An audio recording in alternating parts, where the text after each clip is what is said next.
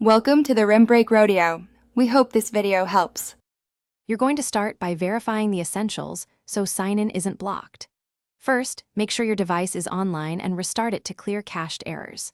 Next, open Settings and tap Sign into your iPhone or System Preferences on Mac and enter your Apple ID email and password.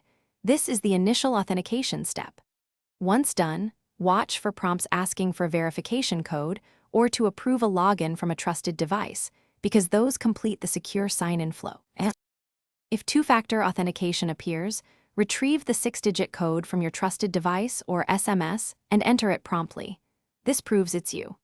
If your password fails, tap Forgot Password and follow the guided reset using your recovery email or phone number, because resetting fixes credential mismatches.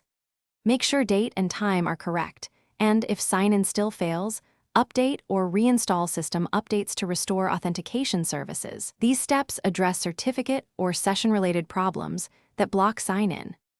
Complete the process by enabling the services you want: iCloud, FaceTime, App Store, so data syncs and purchases resume. If Apple locks the account, start account recovery and follow prompts. This may take days but protects your data, so keep tabs on email and trusted devices. If you still can't sign in, reset network settings or try a different Wi-Fi.